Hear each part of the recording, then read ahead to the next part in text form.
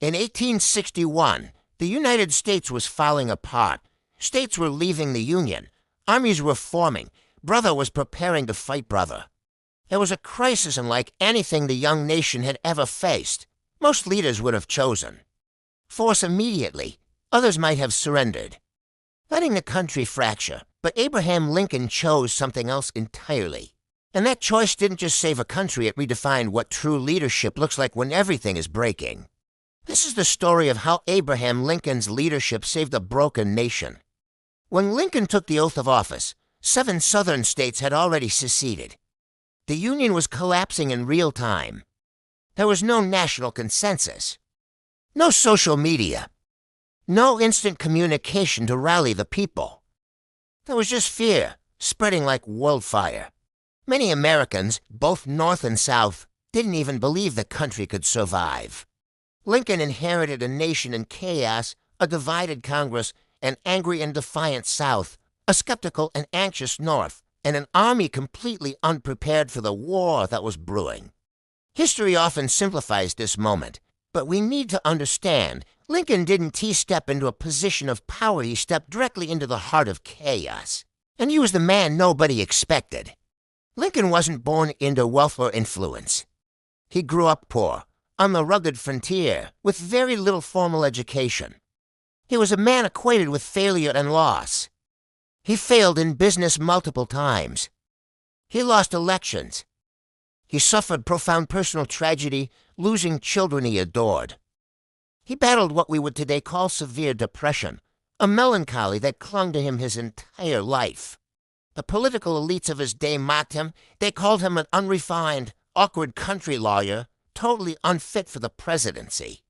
But Lincoln possessed a rare and powerful advantage that his critics couldn't see. He could think. Long term, while everyone else was panicking about the short term, he wasn't asking, "How do I win today's political battle?" He was asking the much deeper question, how does this nation survive for tomorrow and for all the tomorrows after that? Lincoln didn't start the Civil War. He pleaded for peace and unity until the very last moment. But once the first shots were fired at Fort Sumter, he understood a brutal and unavoidable truth. Letting the Union break would not just end America as it was.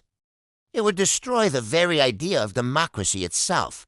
If a group of states could simply leave the country every time they lost an election, the concept of a united republic would be meaningless. It would prove that government of the people, by the people, for the people, was a failed experiment. So Lincoln made the most difficult and controversial decision of his life, preserve the Union at all costs.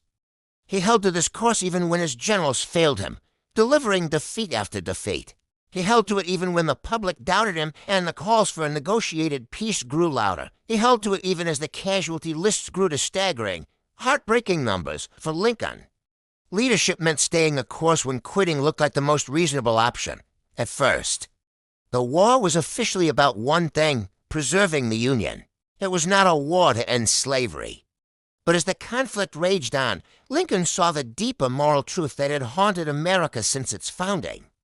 A nation that was half slave and half free was a house divided against itself, and it could never truly stand. In 1863, in a move that would change the course of history, he issued the Emancipation Proclamation. This wasn't just an act of moral courage. It was a stroke of brilliant strategic leadership. It fundamentally redefined the purpose of the war, elevating it from a political struggle to a fight for human freedom. It critically weakened the Southern economy, which depended on enslaved labor. And it made it politically impossible for European powers like Britain and France, who had already abolished slavery, to support the Confederacy. Lincoln turned a brutal military struggle into a moral cause, and that changed everything. Throughout it all, Lincoln was under constant fire, and not just from Confederate cannons. He was criticized relentlessly by everyone. Newspapers called him weak. Politicians called him a dictator. Members of his own party called him slow and incompetent. But Lincoln had the quiet strength to listen, even to his enemies. He famously built a cabinet filled with his political rivals, men who had run against him and openly disdained him. He didn't want loyal followers who would just agree with him. He wanted the strongest, sharpest minds in the country. because he believed that the best ideas would emerge from debate and disagreement. When his generals failed, he didn't hesitate to replace them, searching for a commander who would fight.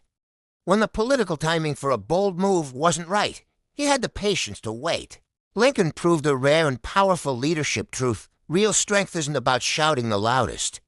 Real strength is about steadiness under pressure.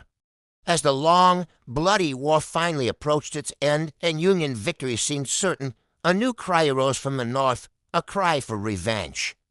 The South had rebelled. Hundreds of thousands of soldiers had died. Many demanded that the traitors be punished and the South be humiliated. But Lincoln refused the path of hatred.